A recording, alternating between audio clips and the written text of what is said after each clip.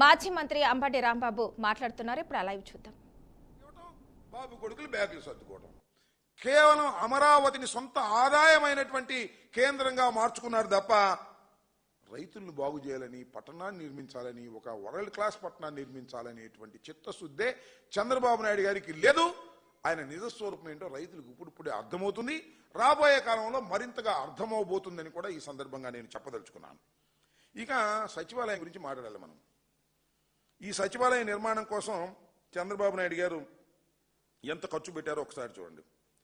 నిర్మాణం కోసం 4,689 కోట్లు చంద్రబాబు నాయుడు గారు 2018లో ఇవే పనులకు 2,271 కోట్లు టెండర్లు పిలిచి అప్పగించారు. ఇవే పనుల కోసం 2,271 కోట్లు టెండర్లు పిలిచి అప్పగించారు. ఆ డబ్బులో కొంత ఖర్చు అయింది. అదే ఇందాక నేను చెప్పిన పునాదులు గినాలు కట్టారు. అవి కూడా ఇవాళ వాటిని రేట్లు పెంచి ఆ రేట్లు పెంచేసేటువంటి కార్యక్రమంలో ఇవాళ చంద్రబాబు నాయుడు గారు ఉన్నారు. కేవలం రాజధానిని ఏదో ఒక విధంగా పూర్తి చేయకోకుండా అది ఒక సీరియల్ కథలాగా నడిపి దానిలో డబ్బులు కాజేయాలనేటువంటి ఉద్దేశంతోనే ఇవాళ చంద్రబాబు నాయుడు గారు ప్రయత్నం చేయడం చాలా దురదృష్టకరంగా నేను భావిస్తున్నాను. ఇకపోతే తాత్కాలికమైన కార్యక్రమాలు మీరు చూశారు కదా. అమరావతిలో ఉన్నాయని తాత్కాలికం, ఇప్పుడు దాకా ఏది పర్మనెంట్ లేదు, అన్ని తాత్కాలికమే. అసెంబ్లీ తాత్కాలికం, హైకోర్టు తాత్కాలికం, శాసనసభ తాత్కాలికం. ఈ తాత్కాలికం పేరున చంద్రబాబు నాయుడు గారు ఎన్ని కోట్లు ఖర్చు పెట్టాడో మీరు ఒకసారి తెలుసుకోవాల్సినటువంటి అవసరం ఉందని కూడా ఈ సందర్భంగా మనవి చేస్తున్నా. మీరు చూశారు, కేవలం గవర్నమెంట్ కాంప్లెక్స్ అంటే అసెంబ్లీ, సెక్రటేరియట్ కలిపి చంద్రబాబు నాయుడు గారు 6 లక్షల ఎస్ఎఫ్టీలు కట్టాడు. 4 బిల్డింగులు 5 బిల్డింగులు 6 లక్షల ఎస్ఎఫ్టీలు. ఒక్కొక్క ఎస్ఎఫ్టీకి ఎంత ఖర్చు పెట్టారో తెలుసా?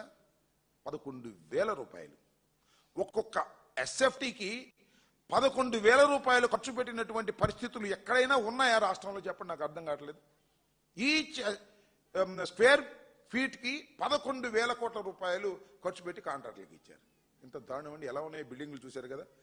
ఖర్చు పెట్టి ఇవాళ ఇచ్చి మామూలుగా సుమారుగా దానికి 680 కోట్ల రూపాయలు, సుమారుగా 700 కోట్ల రూపాయలు ఆ బిల్డింగ్ల కోసం ఇవాళ ఖర్చు పెట్టారు. ఇవన్నీ ఏంటి? చాలా తాత్కాలికమైనవి. ఇవన్నీ ఇప్పుడు పనికొస్తాయా? పనికిరావు. ఇప్పుడు ఏం చేస్తున్నారు? కొత్తగా మళ్ళా తీసుకొచ్చి 1,6,000 కోట్లతో మళ్ళా కొత్తగా అసెంబ్లీ, సెక్రటేరియట్, అదేవిధంగా హైకోర్టు నిర్మాణం జరగాలి అనేటువంటి పద్ధతులు వెళ్ళారు. మరి ఈ కోట్లను ఏం చేయండి? 700 కోట్లు పెట్టి మీరు ఖర్చు పెట్టినటువంటి తాత్కాలికమైన వాటికి ఏం చెప్పాలి? నాకు అర్థం కాలేదు. అసలు ఒక మాటలోకి వెళ్తే మీరు చూడండి, భారతదేశ పార్లమెంట్కి ఎంత ఖర్చు పెట్టారండి? అత్యున్నతమైనది. ఇప్పుడేమో 500 చిల్లర ఉన్నారు, రేపు 800 చిల్లర దాకా అయ్యేదానికి 970 కోట్ల రూపాయలు ఖర్చు పెట్టారు. మరి ఇక్కడేమో చంద్రబాబు నాయుడు గారు చూడండి ఎంత ఖర్చు పెట్టారు. తాత్కాలికంగా 700 కోట్ల రూపాయలు ఖర్చు పెట్టాడు. గమనించాలి, మనం చేస్తున్నా పర్మనెంట్ గా ఒక పార్లమెంటు, అత్యున్నతమైనటువంటి వ్యవస్థ అయినటువంటి భారతదేశంలో పార్లమెంట్కి కేవలం 970 కోట్లు ఖర్చు పెడితే మన చంద్రబాబు నాయుడు గారు ఈ సెక్రటేరియట్కి దీనికి తాత్కాలికానికే 700 కోట్ల రూపాయలు ఖర్చు పెట్టి దానిలో కమిషన్లు కొట్టేసినటువంటి సందర్భాన్ని కూడా ఇక్కడ గుర్తు చేస్తున్నా. అంతేకాదు తెలంగాణ, మన పక్క రాష్ట్రం తెలంగాణలో కూడా సెక్రటేరియట్ కట్టారు కదా. ఎంతైందో తెలుసా? 558 కోట్లు. మన తాత్కాలికం అంత అయింది. అది కూడా ఒక మాటలో చెప్పాలంటే బ్రహ్మాండం కట్టుకున్నారు వాళ్ళు.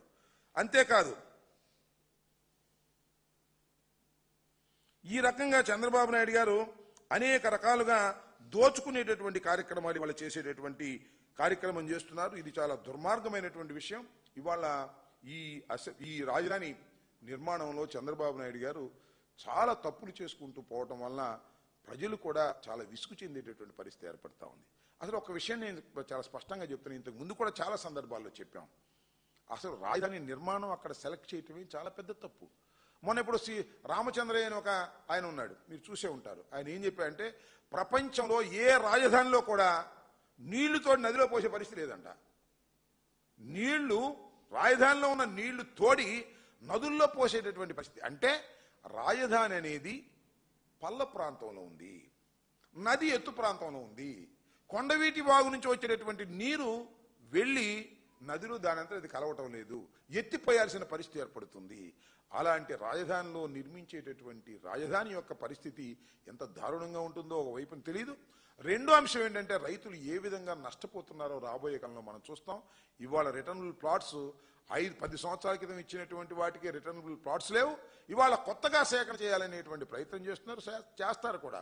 బెదిరిస్తారు, బతిమలాడతారు, ఏ ఆశలు చూపుతారు, మళ్ళీ తీసుకునే కార్యక్రమం చేస్తారు. వాళ్ళ బాధ ఇంత అంతా కాదు. ఈ రాజధాని నిర్మాణం పూర్తి కాదు. రైతుల గోడు వినేవాళ్ళు లేకుండా పోతాడు. సామెత చెబుతారే, అక్కర తీరిన తర్వాత సామెత లాగా ముందు భూములు ఇచ్చేటప్పుడు మాత్రం అద్భుతంగా త్యాగమూర్తులని చెబుతారు. భూములు ఇచ్చేసిన తర్వాత వాళ్ళని సిఆర్డీఏ చుట్టూ తిప్పుకునే కార్యక్రమం, పలకరించే కార్యక్రమం లేని ఒక దీనస్థితికి నెట్టబడేటువంటి కార్యక్రమాలు జరుగుతూ ఉన్నాయి.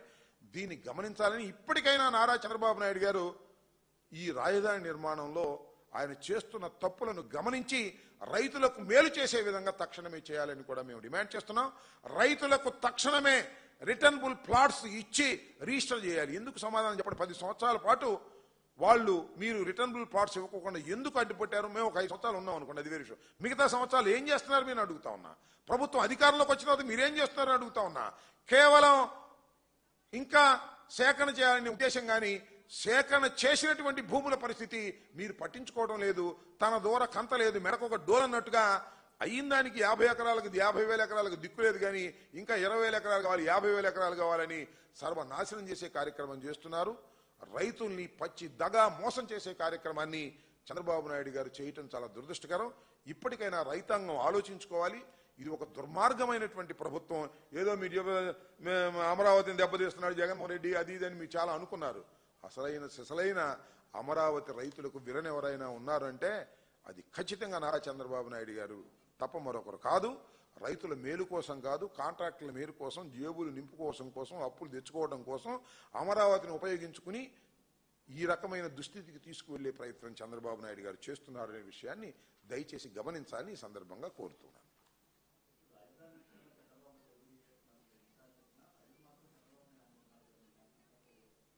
చంద్రబాబు నాయుడు నమ్ముతున్నారని ఎట్లా చెప్తావు? నువ్వు నమ్ముతున్నారని మనం చూసావు కదా. రైతులు ఏమన్నారు?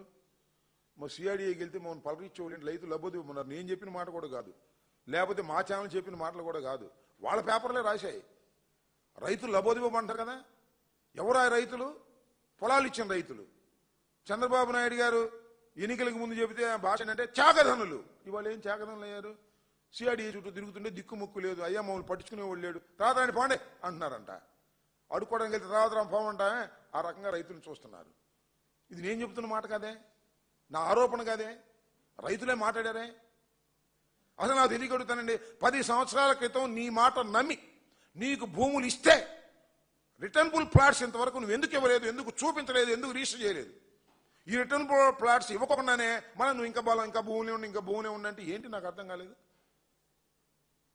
ఇంతవరకు ఎప్పుడైనా చెప్పావా 50,000 ఎకరాలు చాలో ఇంకా కావాలని చెప్పావా ఎప్పుడన్నా? నీ మొత్తం కాలంలో ప్రజల్లోకి వెళ్ళి చెప్పావా? ఎన్నికల్లో చెప్పావా? ఈ 50,000 ఎకరాలు చాలవంట. ఒకవేళ మీరు 50,000 ఎకరాలతో సర్దుకున్నారా ఇది మున్సిపాలిటీ అయిపోద్ది. బెదిరింపు, బ్లాక్మెయిల్. ఈగిపోతే మీరు భూములు, ఇది మున్సిపాలిటీ అయిపోద్ది. ఎందుకు పైన రాకుండా పోతారు? ప్లాట్లు ఇచ్చారు కదా, రేట్ల తర్వాత మీ ఇష్టం. This the threatening. ఒక ముఖ్యమంత్రి అమాయకులైన రైతుల మీద ప్రయోగిస్తున్నటువంటి బ్లాక్ మెయిల్ టాక్టిక్స్ తప్పు అంటున్నా. ఇస్తే తీసుకో, అది వేరే విషయం.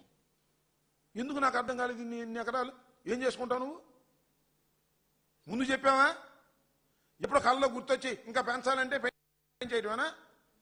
ఒక ప్లాన్ లేదా? మాస్టర్ ప్లాన్ అయిపోయింది కదా.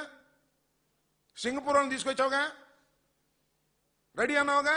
అప్పుడు లేని మళ్ళీ 2వ దశ ఎందుకు వచ్చింది ఇప్పుడు? అప్పుడు లేని 3వ దశ ఇప్పుడు ఎందుకు వచ్చింది? దీనికి సమాధానం చెప్పవలసినటువంటి బాధ్యత ఈ రాష్ట్ర ముఖ్యమంత్రికి ఉన్నది. అమరావతి పేరుతో జరుగుతున్నది దోపిడీ తప్ప అమరావతి పేరుతో జరుగుతున్నది అభివృద్ధి కాదు, రాజధాని నిర్మాణం కాదు, రైతుల యోగక్షేమాల కోసం కాదు. రైతుల్ని దగా చేస్తున్నారు, రైతుల్ని మోసం చేస్తున్నారు అనేదే మేము చెప్పదలుచుకుంది. దీనిలో వాస్తవాలు ఉన్నాయో లేదో గమనించమని అడుగుతా ఉన్నా. తాత్కాలిక రాజధానో, మరి తాత్కాలికమైన అసెంబ్లీ, తాత్కాలికమైనటువంటి సెక్రటేరియట్, తాత్కాలికమైన హైకోర్టు అని ఖర్చు పెట్టి మళ్ళానేమో పర్మినెంట్ అని చెప్పి మళ్ళీ అంతకన్నా ఎక్కువ ఖర్చు పెట్టి ఏం చేయాలి? అన్ని ప్రజల సొమ్ము బూడిదలో పోస్తావా? అప్పులు తీసుకొస్తావా? అంత అవసరమా ఈ రాష్ట్రానికి? పార్లమెంట్ కన్నా ఎక్కువ ఖర్చు పెట్టాల్సిన అవసరం ఉందా అసెంబ్లీకి, సెక్రటేరియట్కి? తెలంగాణ కన్నా ఎక్కువ ఖర్చు పెట్టాల్సిన అవసరం ఉందా అసెంబ్లీకి, సెక్రటేరియట్కి? అది కూడా అప్పు చేశా. మన దండిగా డబ్బులుంటే అట్టా ఖర్చు పెట్టచ్చు బర్లా. అప్పు చేసి వాడి దగ్గర అడుక్కొచ్చి వీడి దగ్గర అడుక్కొచ్చి వడ్డీలు అడుక్కొచ్చి అవన్నీ ఖర్చు పెట్టి దానిలో కమిషన్లు 50% కొట్టేసి అలా తెలియకొడతానండి. 11,000 పెట్టి స్క్వేర్ ఫీట్ కట్టినటువంటి ముఖమేనా సెక్రటేరియట్ మేము చూసాంగా, అసెంబ్లీ కూడా మేము చూసాంగా. 11,000 ఒక్కొక్క స్క్వేర్ ఫీటు. ఎంత కొట్టేసావు నువ్వు నీ అబ్బాయి కలిపి? తెలియదా జనానికి?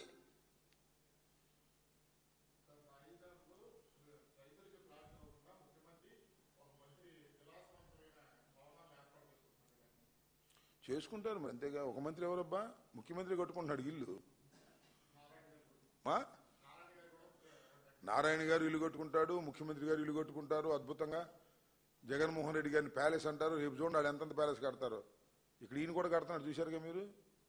ఎవరు? ఉప ముఖ్యమంత్రి గారు పెద్ద గోడ కడుతున్నాడు, చూశారా మీరు? ఇప్పుడున్నా చూడనట్టు పోతున్నాడు రోడ్డు అమ్మట. ప్రభుత్వం ఇద్దప్పుడు అన్ని కట్టేస్తున్నారు. నారాయణ గారు ఇల్లు కట్టేస్తాడు, చంద్రబాబు నాయుడు గారు ఇల్లు కట్టేస్తాడు. ఎన్ని ఎకరాలు చంద్రబాబు నాయుడు ఉంది? 5 ఎకరాలు. ఇదేమో తాడేపల్లి ప్యాలెస్ అన్నారు. మరి ఎట్లా ఉంటుందో చూద్దాం. ఇది కొట్టేస్తున్నారు. మరి మన డిప్యూటీ సీఎం గారు పెద్ద గోడ ఎలుగుతుంది అక్కడ.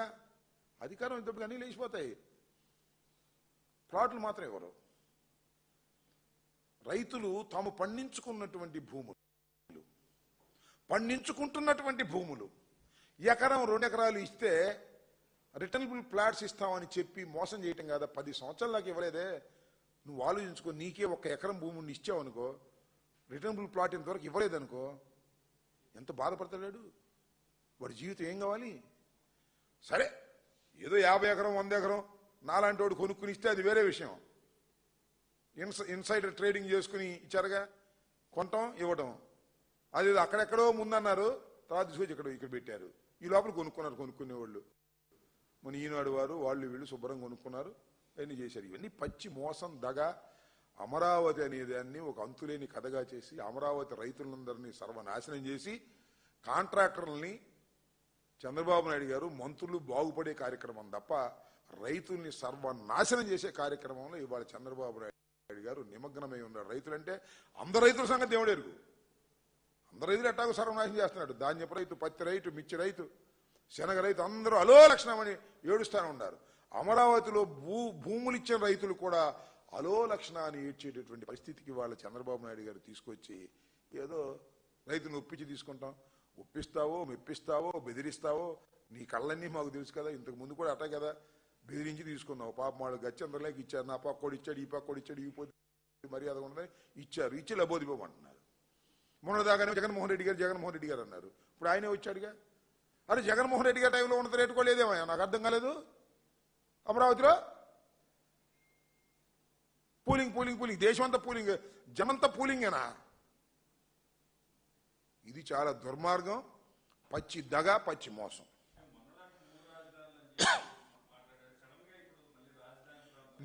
మేము 3 రాజధానులని మాట్లాడిన మాట నిజం, దీనిలో ఏమి సందేహం లేదు కదా. చంద్రబాబు నాయుడు గారు 1 రాజధాని అని మాట్లాడిన మాట నిజం. ఆయన వచ్చాడు అధికారంలోకి. 1 రాజధాని చేస్తున్న వ్యవహారం మీద మేము చెబుతున్నాం. మేము 3 రాజధాని చేయమంటలేదు చంద్రబాబుని. ఆయన 1 రాజధాని చెప్పాడు. ఈ రాజధాని అద్భుతం అన్నాడు. ప్రపంచంలోనే ప్రపంచ స్థాయి రాజధాని అన్నాడు. మా కర్మ కాకపోతే ఆంధ్రప్రదేశ్కి ప్రపంచ స్థాయి రాజధాని ఎందుకయ్యా స్వామి? అంటే ఢిల్లీ కన్నా పెద్ద రాజధాని అనమాట. అంతేగా? ఏంటో అంత గొప్ప మనం? నాకు అర్థం కాలేదు. అదే తినడానికి తిండి లేదు, మీసాలకు సంపేంగ నూనెని, రైతులకు గిట్టుబాటు ధర లేదు, సంక్షేమ కార్యక్రమం అమలు చేసే శక్తి లేదు. రాజధాని సింగపూర్ లాంటి రాజధాని, యూకే లాంటి రాజధాని, ఇంకా లండన్ లాంటి రాజధాని. ఎందుకండి మనకి నెత్తినేసి కొట్టుకోనా? నాకు అర్థం కాలేదు. ఏం చేసుకుంటాం లండన్ లాంటి రాజధాని?